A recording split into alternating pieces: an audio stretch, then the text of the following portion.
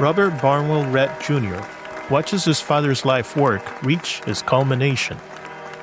For 30 years, Rhett Sr.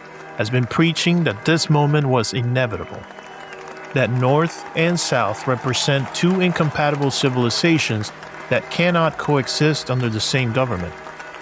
For 30 years, more moderate Southern politicians have called him a fanatic, a radical, a threat to the Union. They've marginalized him at conventions, blocked him from higher office, treated his warnings about Northern aggression as ravings of an extremist.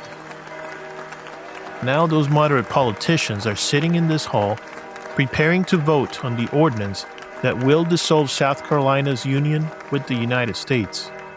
They're using the exact argument that Rhett has been making for 3 decades. We are in Charleston, South Carolina, on December 20th of 1860, inside the Institute Hall. Abraham Lincoln's election 6 weeks ago proved everything Rhett said. A purely sectional candidate receiving not a single electoral vote from the South will become President of the United States. Lincoln's name didn't even appear on the ballot in most Southern states, and he still won decisively. To Southern leaders, this means their political influence in the federal system is finished. Their constitutional rights, meaningless. Their way of life, doomed to slow strangulation by an increasingly hostile Northern majority. The clerk calls the roll. Each eye echoes through Institute Hall with the finality of a judge's gavel. 169 delegates. Not a single dissenting vote. When the final tally is announced, the delegates erupt in ways that reveal the emotional complexity of the moment. Some are weeping, whether from joy or fear or the sheer weight of what they'd just done is hard to tell. Others are shouting, celebrating, embracing. Robert Barnwell Rhett Sr. sits quietly in the midst of the chaos, vindicated after decades of being called a madman for predicting exactly this outcome. Outside, Charleston is transforming before anyone's eyes. Church bells ring from every steeple, the same bells that rang for American independence in 1776. Cannon fire salutes the birth of an independent South Carolina. The palmetto flag, blue with a white palmetto tree and a crescent moon, rises over buildings where the stars and stripes flew this morning. People flood into the streets, not in orderly procession, but in spontaneous celebration. Bands play, fireworks explode. This feels like a second American Revolution to the people experiencing it. But beneath the excitement lies a terrifying question that nobody wants to ask too loudly. What happens now? Does the federal government accept this? Does it let South Carolina simply walk away? And if it doesn't, if Lincoln refuses to recognize secession as legitimate, what then? Does one state's declaration of independence trigger a war? Can it? The answers to these questions will require the bloodiest war in American history. But right now, in this moment of euphoria, most Southerners convince themselves that Northern merchants will choose profit over principle, that European powers will recognize Southern independence, that the whole thing will be resolved through negotiation rather than force.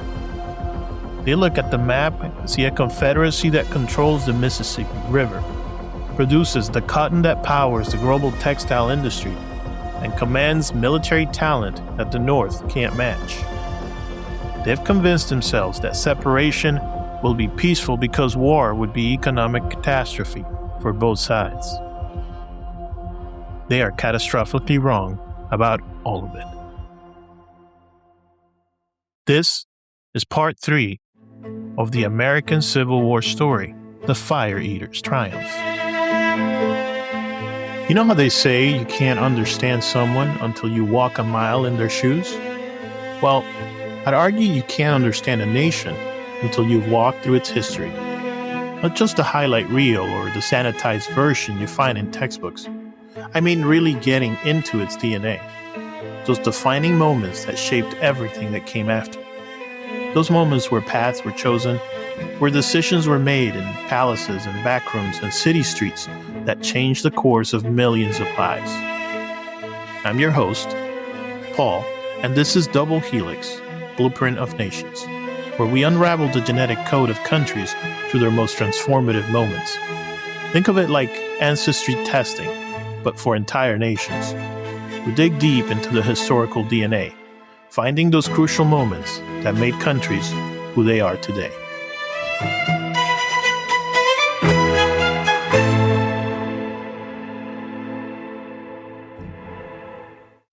The question that Thomas Jefferson heard as a fire bell in the night in 1819 has been building towards this moment for 40 years. Missouri Compromise drew a line on a map. The Mexican-American War added vast territories that made the line meaningless. The Fugitive Slave Act forced Northern citizens to become slave catchers in their own states. Kansas bled. John Brown hanged. And through it all, Americans on both sides convinced themselves they could avoid the final choice between slavery and freedom. Lincoln's election forces that choice. For the first time, a purely sectional candidate wins the presidency with only Northern votes. His name doesn't even appear on the ballot in most Southern states. To Southerners watching from Charleston, this means their political voice in the Union is finished. Their constitutional rights won't protect them anymore. The government they helped create will now be run by their enemies. So they are leaving. And the question nobody can answer is what happens when they try.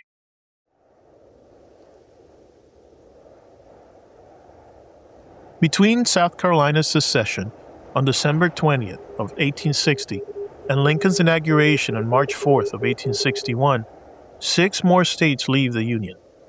Mississippi on January 9th, Florida on January 10th, Alabama on January 11th, Georgia on January 19th, Louisiana on January 26th, and Texas on February 1st. The speed is stunning. Within 6 weeks of Lincoln's election, 7 states representing nearly a third of the South's white population have declared themselves independent. By early February, delegates from these seceded states meet in Montgomery, Alabama, to form the Confederate States of America.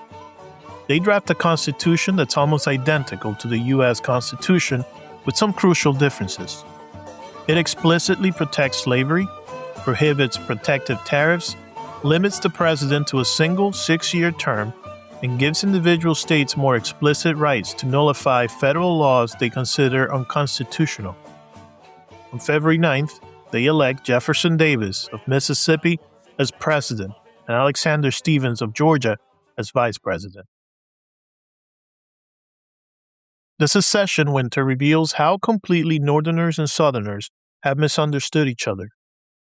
Northern leaders, even those sympathetic to Southern grievances, assume secession represents a conspiracy by wealthy planters who duped ordinary Southerners into supporting a doomed cause. Surely, they reason, rational Southerners will realize the economic catastrophe that independence would bring and force their leaders to back down. Horace Greeley, the influential editor of the New York Tribune, even argues that the North should let the South go peacefully. If the Cotton States shall decide that they can do better out of the Union than in it, we insist on letting them go in peace. But this view fundamentally misreads Southern determination. This isn't a bluff or a negotiating tactic. Southern leaders genuinely believe that remaining in a union where they're a permanent political minority guarantees slavery's eventual destruction. They've watched the Republican Party's rise, absorbed the message of John Brown's raid, and concluded that staying in the Union means the slow death of their entire way of life. Southern leaders, meanwhile, assume that economic pressure will force Northern acceptance of independence. Cotton is king, after all.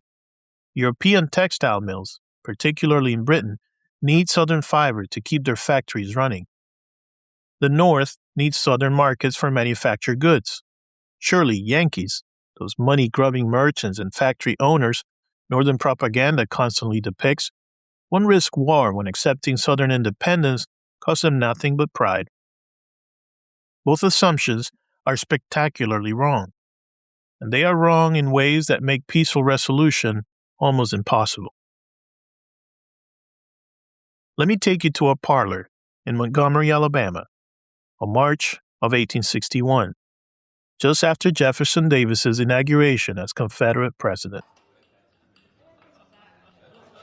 Alexander Stephens is explaining Confederate ideology to a gathering of supporters, and his clarity about what the Confederacy represents is striking precisely because it is so honest.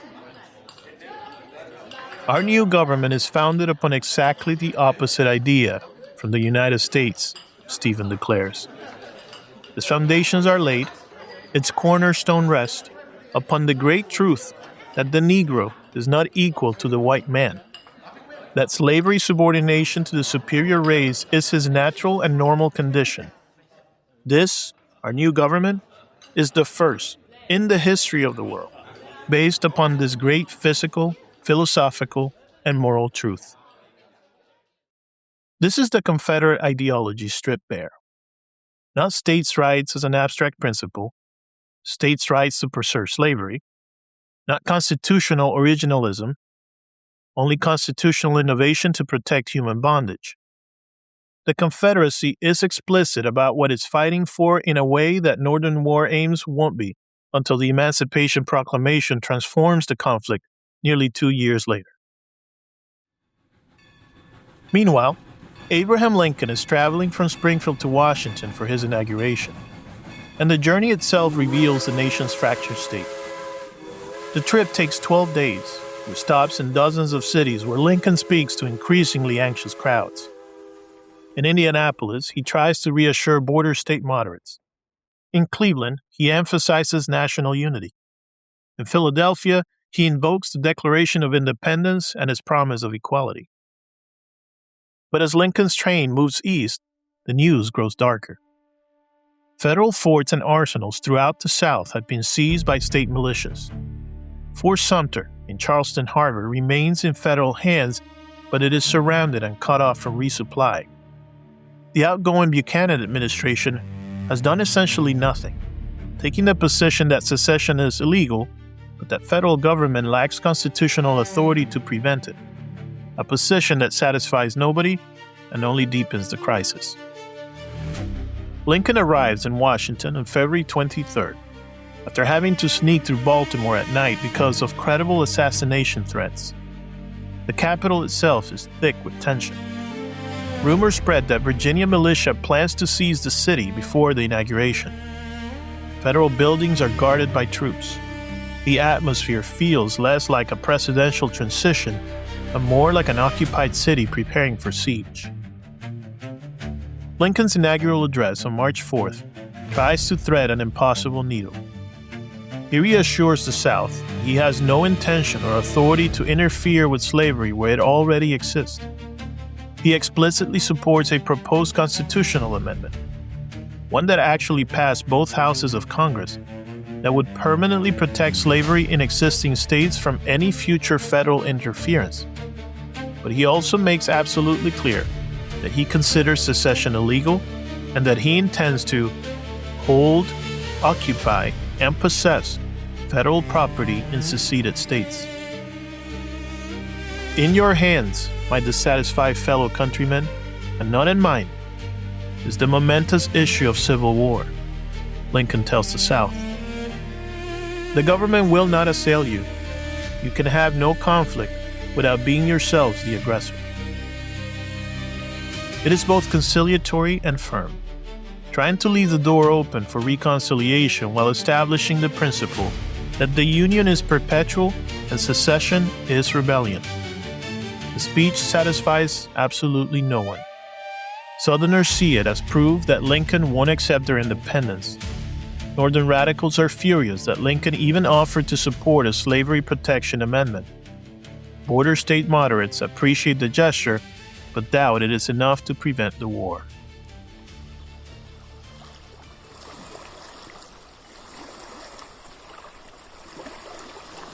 Charleston Harbor, April 1861. Fort Sumter sits on a man-made island in the middle of Charleston Harbor, a pentagonal brick fortress that was never quite finished when the crisis began. Major Robert Anderson commands a garrison of 85 soldiers, 2 companies of artillery, and a handful of support personnel. They are surrounded by Confederate forces that now number in the thousands, many artillery batteries that ring the harbor from every strategic point. Anderson is in an impossible position, and he knows it. His supplies are running critically low. Confederate authorities have demanded he surrender the fort to South Carolina's control. President Lincoln has sent word that a relief expedition is coming with food and medicine, but importantly, not reinforcements or ammunition. Lincoln is trying to put the burden of starting the war on the Confederacy. If Confederate forces fire on ships bringing food to Federal soldiers, they become the aggressors in the eyes of the world. But this also puts Anderson in a trap. If he accepts supplies, he might provoke the bombardment he's trying to avoid. If he doesn't, his garrison will start. And underlying everything is the knowledge that Fort Sumter's continued federal occupation is a daily humiliation to Confederate authorities. An independent nation that allows a foreign power to occupy a fort in its most important harbor isn't really independent. Confederate President Jefferson Davis faces his own impossible choice. If he allows federal resupply, he looks weak and undermines Confederate claims to sovereignty. If he bombards the fort before the supply ships arrive, he starts the war and potentially alienates European powers whose recognition the Confederacy desperately needs. The political pressure on Davis from fire eaters in Charleston is intense. They've been demanding action for months, watching federal troops occupy a Confederate harbor while their new government does nothing.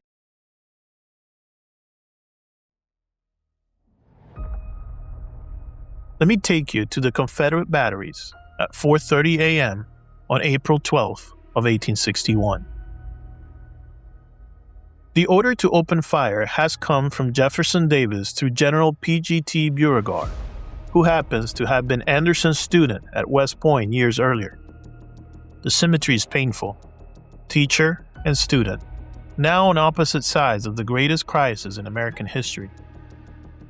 Edmund Ruffin, a 67-year-old Virginia fire eater who spent his entire adult life advocating for secession, has been given the honor of firing the first shot.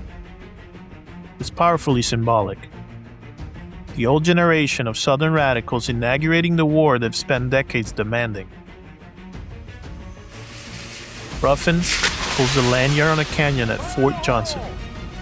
The shell arcs through the pre-dawn darkness, its fuse glowing like a slow-moving star, and explodes above Fort Sumter.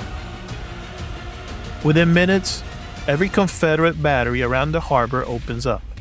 The bombardment creates a ring of fire around the fort. Citizens of Charleston crowd onto rooftops and balconies to watch the spectacle. To many of them, this feels like a celebration rather than the beginning of a war. They're convinced this will be over quickly, that the North lacks the will to fight, that Southern military superiority will become obvious as soon as the shooting starts. Inside Fort Sumter, Anderson's garrison endures without the ability to effectively return fire. They are outgunned, low on ammunition, and have no hope of relief now that the bombardment has started. But Anderson refuses to surrender until the fort is genuinely untenable. It's a matter of honor, of showing that federal authority doesn't simply evaporate when challenged. His men huddle in casemates, the fortified chambers inside the walls, while Confederate shells slam into the fort's brick walls. The bombardment continues for 34 hours. Confederate gunners fire over 3,000 shells at the fort. The barracks catch fire. Smoke fills the casemates, making breathing difficult. Anderson's men wet blankets and press them to their faces. They wait for the walls to be breached, for the assault that will surely follow once the fort's defenses are broken. But the assault never comes. Beauregard isn't trying to storm the fort. He's trying to make its defense impossible, and he succeeds. On April 13th, with the fort burning, ammunition exhausted, and no possibility of holding out any longer, Anderson agrees to surrender. He negotiates terms that allow his garrison to fire a final salute to the flag before departing. It is that salute, ironically, that produces the only casualty of the bombardment. A cannon misfires during the 100-gun salute, killing 2 soldiers and wounding several others. The bloodless capture of Fort Sumter is about to unleash the bloodiest war in American history. The attack accomplishes something that months of political maneuvering couldn't. It clarifies everything. The ambiguity that has paralyzed national politics for months dissolves in the smoke of the Charleston harbor. The North can no longer pretend that secession is just Southern bluster that will fade away. And the South can no longer pretend that the North will let them leave peacefully. News of Fort Sumter reaches the North like a thunderbolt. Lincoln immediately calls for 75,000 volunteers to suppress the rebellion and requests that each state provide militia units for 90 days of federal service. The response is overwhelming and immediate. In northern cities, recruitment offices are swamped with volunteers. Men who've been uncertain about coercing the South back into the Union are suddenly clear. Firing on the flag is an act of war that demands a response. In New York City, 250,000 people attend a Union rally in Union Square. Businesses close. Flags appear on every building. Men line up recruitment stations, some waiting for hours to enlist. The same scenes repeat across the North, in Boston, Philadelphia, Chicago, and Cleveland. The war that seemed abstract and avoidable suddenly feels personal and necessary. But Lincoln's call for troops also triggers the second wave of secessions. And this wave is even more consequential than the first. Virginia, North Carolina, Tennessee, and Arkansas refuse to send troops to coerce their fellow Southern states and instead join the Confederacy. These states represent over half of the South's white population, most of its industrial capacity, and a disproportionate share of its military talent. The most crucial of these is Virginia. When Virginia secedes on April 17th, the Confederacy gains the industrial powerhouse of Richmond, the Tredegar Iron Works, that can produce artillery and railroad equipment, and military leaders like Robert E. Lee, Thomas Stonewall Jackson, and Joseph Johnston. The decision to move the Confederate capital from Montgomery to Richmond in late May recognizes Virginia's importance and also puts the capital just 100 miles from Washington, guaranteeing that the war will be fought across Virginia's fields and towns. Robert E. Lee's personal crisis captures the impossible choices facing border state families. Lee is offered command of the Union Army by Lincoln's administration. He spent his entire career in the U.S. Army, graduated second in his class at West Point, distinguished himself in the Mexican-American War. He personally opposes secession and considers slavery a moral evil. But when Virginia secedes, Lee makes his choice. "I cannot raise my hand against my birthplace, my home, my children," he writes. He resigns his U.S. Army commission and accepts command of Virginia's forces. Within months, he'll be commanding the Army of Northern Virginia in battles that will extend the war for 4 years. The border states, Maryland, Kentucky, Missouri, and Delaware, teeter on the edge of secession but ultimately stay with the Union, though not without tremendous internal conflict. Maryland's decision is particularly crucial. If Maryland secedes, Washington, D.C. would be surrounded by Confederate territories and probably indefensible. Lincoln takes no chances. When pro-Confederate mobs attack Union troops passing through Baltimore in late April, Lincoln suspends habeas corpus in parts of Maryland and arrests secession leaders. It's legally questionable, but strategically necessary. Kentucky tries to declare neutrality, which satisfies no one and proves impossible to maintain. Both Union and Confederate forces violate that neutrality within months, and Kentucky becomes a battleground state with families literally divided. Brothers fighting brothers, fathers fighting against sons.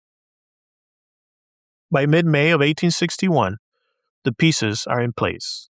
2 governments claiming legitimacy, 2 armies forming from scratch, 11 states in the Confederacy versus 23 in the Union, though the border states' loyalty remains uncertain.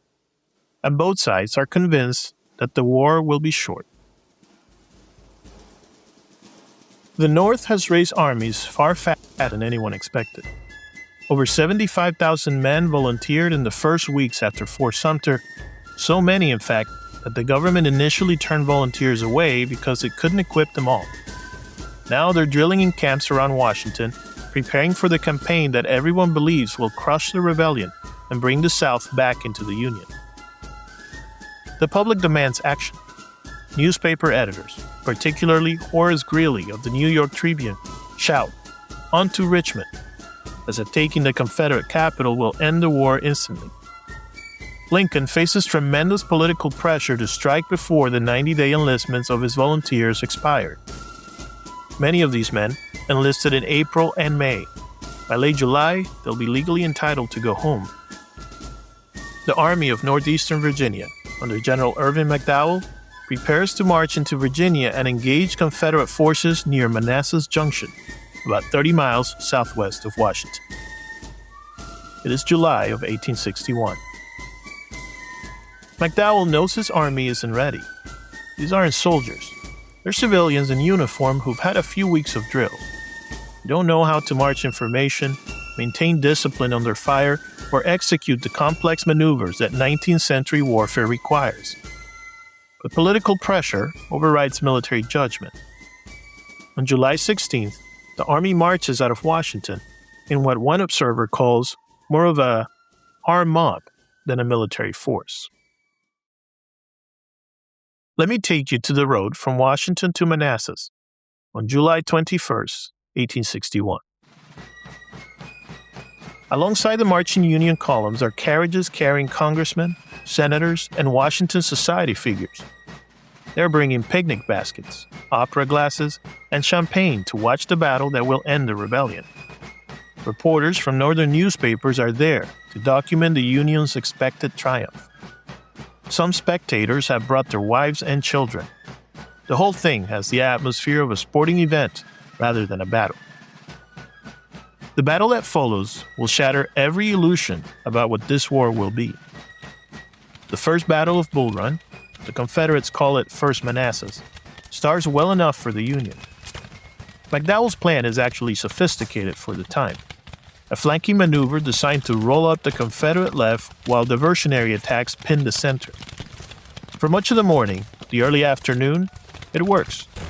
Union forces under Colonel William Tecumseh Sherman and others push Confederate troops back, threatening to break their line and capture the strategic crossroads at Manassas Junction. Then, everything falls apart in ways that reveal how unprepared both armies are for what they're attempting. Confederate reinforcements arrived by railroad from the Shenandoah Valley, the first time in history that rail transport plays a crucial tactical role in a battle. These fresh troops under General Joseph Johnston shore up the Confederate line just as it is beginning to crack.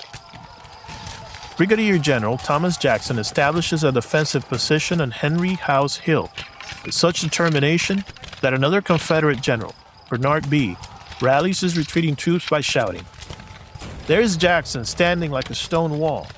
Rally behind the Virginians." The nickname sticks, Stonewall Jackson. Whether Bee meant it as praise or criticism becomes irrelevant. Jackson's brigade holds the line at the crucial moment. The Union assault loses momentum as Confederate forces stabilize their defense. When Confederate cavalry under J.E.B. Stuart flanks a key Union position, panic begins spreading through the Union ranks. What starts as an orderly withdrawal quickly becomes a panic retreat. Soldiers throw away their weapons and equipment to run faster. Officers lose control of their units. The roads back to Washington become clogged with fleeing soldiers, overturned wagons, and civilian spectators caught in the chaos. The civilian spectators who came to watch the battle suddenly find themselves in the middle of a military disaster. Carriages overturned blocking the roads, congressmen abandon their picnic baskets and run. One congressman's wife is briefly captured before escaping in the confusion. The whole spectacle becomes a humiliation for the Union cause, not just military defeat, but very public panic that newspapers across the country will report in humiliating detail. The Union casualties total about 2,900 killed, wounded, or captured. Confederate casualties are about 2,000. These are horrifying numbers for America in 1861, larger than the casualties in any previous American battle. For instance, the battle at Buena Vista during the Mexican-American War, considered a bloodbath at the time, had produced about 750 total casualties on both sides. Bull Run more than triples that in a single afternoon. But these numbers are tiny compared to what's coming. Bull Run will seem like a skirmish compared to Shiloh, Antietam, and Gettysburg, battles that will produce casualties in the tens of thousands.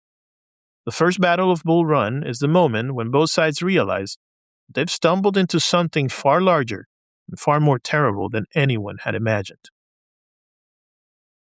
The psychological impact is devastating and different for each side. Northerners realize this won't be a short war ended by one decisive battle. The rebellion is real. Southern military competence is real. And the idea that moral superiority automatically translates to military victory is nonsense. Lincoln, recognizing that he needs real armies with real training and real generals, appoints General George McClellan to command what will become the Army of the Potomac. Southerners, emboldened by victory, convince themselves that one Southerner can whip 10 Yankees. A belief that seems confirmed by Bull Run, but that will cost them dearly. They interpret Union panic as proof of Northern weakness, rather than as evidence of two inexperienced armies clashing. The idea that the North lacks the stomach for a real fight becomes embedded in Confederate thinking, making them chronically underestimate Union determination time and again. In the aftermath of Bull Run, both sides begin the serious work of building real armies. And McClellan proves to be a brilliant organizer. He transforms raw recruits into a disciplined fighting force with professional drill, proper equipment, and genuine esprit de corps. Soldiers love him. They call him Little Mac with affection. When he reviews his troops, they cheer themselves hoarse. But McClellan is also cautious to the point of paralysis, and this caution will cost the Union dearly in the coming months. He constantly overestimates Confederate strength, often by factors of 2 or 3. He demands more troops, more training, more preparation before he'll take action. Lincoln grows increasingly frustrated with McClellan's reluctance to engage the enemy. But McClellan genuinely believes he's saving his army from disaster by refusing to attack until everything is perfect. The war also expands geographically beyond the Virginia theater. Union forces under Ulysses S. Grant begin operations for control of the Tennessee and Cumberland rivers, key waterways that slice through Confederate territory like daggers pointed at the heart of the South. Naval operations along the coast begin the slow work of implementing what General-in-Chief Winfield Scott calls the Anaconda Plan, a blockade designed to strangle the Confederate economy by cutting off cotton exports and preventing European arms from reaching southern ports. And both sides begin to reckon with the reality that this war is going to cost more than anyone imagined, not just in blood, but in treasure and in the transformation of American society. The Confederacy implements conscription in April of 1862, the first military draft in American history. Every white male between 18 and 35 is liable for military service. The draft includes exemptions for those who own 20 or more enslaved people, leading to widespread resentment among yeoman farmers who see this as a rich man's war and a poor man's fight. The Union will follow with its own draft in 1863, which will trigger riots in New York City that kill over 100 people. Neither side is prepared for the total mobilization that modern warfare requires. Let me take you to the Virginia Peninsula in the spring of 1862. McClellan has finally launched his long-delayed offensive against Richmond, and the operation reveals both his brilliance and his fatal flaw. The plan itself is sophisticated. Transport over 100,000 men by sea to Fort Monroe on the tip of the Virginia Peninsula, then advance up the peninsula between the York and James River towards Richmond. It is the largest amphibious operation in American history to this point, involving hundreds of ships and complex logistics. The execution, however, reveals McClellan's paralysis. He advances cautiously, vastly overestimating Confederate strength. When he encounters Confederate fortifications at Yorktown, he spends a month preparing for a siege rather than simply overwhelming the small Confederate force with his numerical superiority. By the time he's ready to assault the fortifications, Confederates had withdrawn to stronger positions closer to Richmond. Confederate forces under General Joseph E. Johnston conduct a fighting retreat up the peninsula. When Johnston is wounded in the Battle of Seven Pines in late May, Jefferson Davis appoints Robert E. Lee to command what will become the Army of Northern Virginia. Lee immediately transforms the Confederate approach. Lee is aggressive and offensive-minded. In late June, Lee launches what becomes known as the 7 Days Battle, a series of coordinated attacks designed to push McClellan away from Richmond. The battles are costly for both sides. Confederate casualties actually exceed Union losses, but Lee achieves his strategic objective. The Peninsula Campaign reveals something crucial about the war's character. This isn't going to be decided by clever strategy or superior generalship alone. It is going to be decided by which side can endure more casualties, sustain more economic disruption, and maintain political will longer. The North obviously has more men, more factories, more railroads, more of everything except, perhaps, more determination. The South has inferior lines of communication, talented generals, and the advantage of fighting a defensive war where they don't need to conquer the North. They just need to make conquering the South too costly for Northern public opinion to bear. By the fall of 1862, the war that both sides expected to last a few months has ground on for over a year. The casualty list grows longer with each battle. The economic strain intensifies as both governments struggle to pay for armies that now number in the hundreds of thousands. And the fundamental question of what the war is actually about begins to shift in ways that neither side anticipated. Lincoln has been careful to define the war as being about preserving the Union, not ending slavery. This is partly from conviction. He believes his constitutional authority extends to preserving the Union, but not to abolishing slavery where it exists. But it's also political calculation. He needs to keep the border states in the Union, and explicit emancipation would probably push them into the Confederacy. But events are forcing his hand. Enslaved people are escaping to Union lines by the thousands. Are they contraband of war, some generals claim, or free people? Union generals are making their own policies about escaped enslaved people, creating a patchwork of local practice that undermine any coherent national policy. And increasingly, Northern public opinion is shifting towards the view that the war to restore the Union makes no sense if it restores the institution that caused the war in the first place.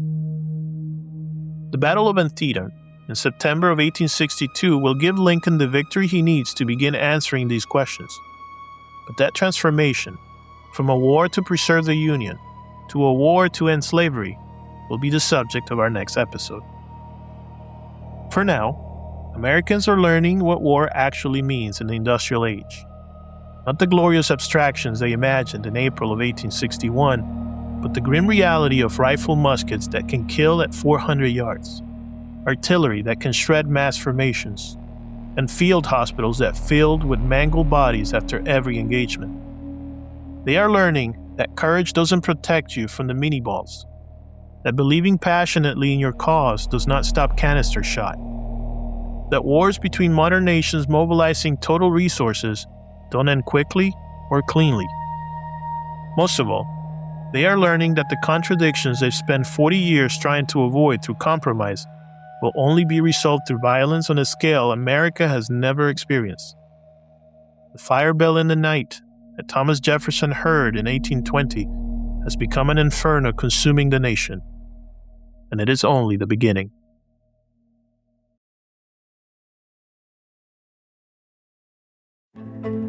Next time on Double Helix, Lincoln transforms the war. We'll witness the careful calculation behind the Emancipation Proclamation, the Battle of Antietam providing the victory Lincoln needs to issue it, and the war's fundamental nature changing from preserving the old Union to creating a new one. How military necessity forced moral evolution, and how nearly 200,000 African American soldiers in Union uniforms changed everything about the meaning of American citizenship, military strategy, and the war itself. The turning points at Gettysburg and Vicksburg, where Northern victory becomes inevitable, and the question shifts from whether the Union will survive to what kind of Union it will be. Until then, thank you for listening. We will see you soon.